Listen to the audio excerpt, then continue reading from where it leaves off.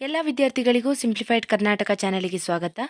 ಆತ್ಮೀಯ ದ್ವಿತೀಯ PUC ವಿದ್ಯಾರ್ಥಿಗಳೇ, ಈ ವಿಡಿಯೋದಲ್ಲಿ ನಾವು ಇವತ್ತು ನಡೆದಂತಹ ಕನ್ನಡ ಪರೀಕ್ಷೆಯ ಕೀ ಉತ್ತರಗಳನ್ನು ನೋಡಿಕೊಳ್ಳುವ. ಮೊದಲನೇದಾಗಿ MCQsಗಳು. ಮೊದಲನೆಯ ಪ್ರಶ್ನೆ, ಇದರಿಂದ ಪರಿಮಳವನ್ನು ಅರಿಯಬಹುದು. ಇದಕ್ಕೆ ಸರಿಯಾದ ಉತ್ತರ ಪುಷ್ಪದಿಂದ. ಎರಡನೆಯ ಪ್ರಶ್ನೆ, ಇದಕ್ಕೆ ಸರಿಯಾದ ಉತ್ತರ ಆಪ್ಷನ್ ಇ 2 ಮತ್ತು 4 ಸರಿ. ಮೂರನೆಯ ಪ್ರಶ್ನೆ, ಇದಕ್ಕೆ ಸರಿಯಾದ ಉತ್ತರ ವಿಷದಂತೆ. ನಾಲ್ಕನೆಯ ಪ್ರಶ್ನೆ, ಇದಕ್ಕೆ ಸರಿಯಾದ ಉತ್ತರ ಬರಬ್ಬನ. ಐದನೆಯ ಪ್ರಶ್ನೆ, ಇದಕ್ಕೆ ಸರಿಯಾದ ಉತ್ತರ ಗಂಜಿಗೆ. ಆರನೆಯ ಪ್ರಶ್ನೆ, ಇದಕ್ಕೆ ಸರಿಯಾದ ಉತ್ತರ ಡಾಕ್ಟರ್ ತಿಮ್ಮಪ್ಪನವರ ಬಗ್ಗೆ ಅಭಿಮಾನ. ಏಳನೆಯ ಪ್ರಶ್ನೆ, ಇದಕ್ಕೆ ಸರಿಯಾದ ಉತ್ತರ ವಿಂಗ್ಸ್ ಆಫ್ ಫೈರ್. ಎಂಟನೆಯ ಪ್ರಶ್ನೆ, ಇದಕ್ಕೆ ಸರಿಯಾದ ಉತ್ತರ ಇಕಾಲಜಿಸ್ಟ್. ಒಂಬತ್ತನೆಯ ಪ್ರಶ್ನೆ, ಇದಕ್ಕೆ ಸರಿಯಾದ ಉತ್ತರ ಈ ಆನೆಯಿಂದ 5 ಜನ ಪ್ರಾಣ ಕಳೆದುಕೊಳ್ಳುತ್ತಾರೆ. ಹತ್ತನೆಯ ಪ್ರಶ್ನೆ, ಇದಕ್ಕೆ ಸರಿಯಾದ ಉತ್ತರ ಆನೆ ದೊಡ್ಡ ಪ್ರಾಣಿ, ಅದು ಸೂಕ್ಷ್ಮವಾಗಿ ವರ್ತಿಸುತ್ತದೆ. 11ನೆಯ ಪ್ರಶ್ನೆಗೆ ಸರಿಯಾದ ಉತ್ತರ ನಿಶಾ ಶರ್ಮಾ. 12ನೆಯ ಪ್ರಶ್ನೆಗೆ ಸರಿಯಾದ ಉತ್ತರ CNR ರಾವ್. 13ನೆಯ ಪ್ರಶ್ನೆಗೆ ಸರಿಯಾದ ಉತ್ತರ ಕುದುಪನಿಗೆ. 14ನೆಯ ಪ್ರಶ್ನೆಗೆ ಸರಿಯಾದ ಉತ್ತರ ರಾಮಾಯಣದ. 15ನೆಯ ಪ್ರಶ್ನೆಗೆ ಸರಿಯಾದ ಉತ್ತರ ವಾರ್ತಾ ಇಲಾಖೆ. ಹೊಂದಿಸಿ ಬರೆಯಿರಿ. ಕದಡಿದ ಸಲಿಲಂ ತಿಳಿವಂದದೆ ನಾಗಚಂದ್ರ. ಪುಲಿಗೆರೆ ಸೋಮನಾಥ. ಸೋಮೇಶ್ವರ ಶತಕ.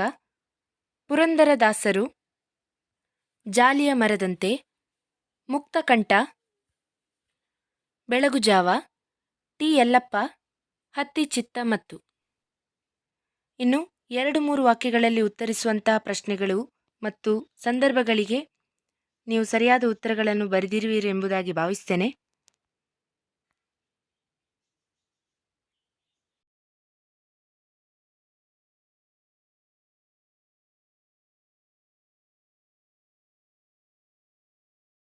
ಹಾಗೆ 5-6 ವಾಕ್ಯಗಳಲ್ಲಿ ಉತ್ತರಿಸುವಂಥ ಪ್ರಶ್ನೆಗಳಿಗೂ ಸರಿಯಾದ ಉತ್ತರವನ್ನು ಬರೆದಿರುವಿರಿ ಎಂಬುದಾಗಿ ಭಾವಿಸ್ತೇನೆ.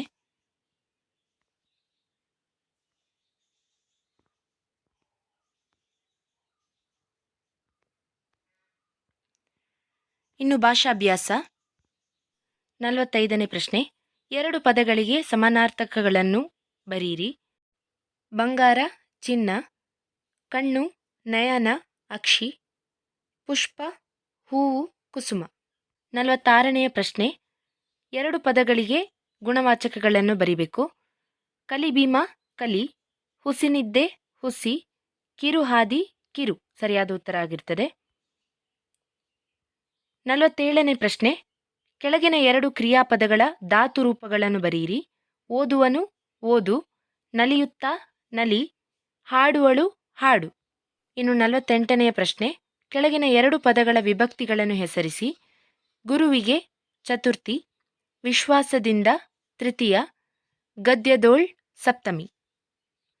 49ನೆಯ ಪ್ರಶ್ನೆ, ಕೆಳಗಿನ 2 ಪದಗಳ ತತ್ಸಮ ರೂಪ ಬರೆಯಿರಿ. ರಾಯ, ರಾಜ. ದನಿ, ಧ್ವನಿ. ಪಯಣ, ಪ್ರಯಾಣ. 50ನೆಯ ಪ್ರಶ್ನೆ, ಕೆಳಗಿನ 2 ನುಡಿಗಟ್ಟುಗಳನ್ನು ನಿಮ್ಮ ಸ್ವಂತ ವಾಕ್ಯಗಳಲ್ಲಿ ಬಳಸಿ ಬರೆಯಿರಿ.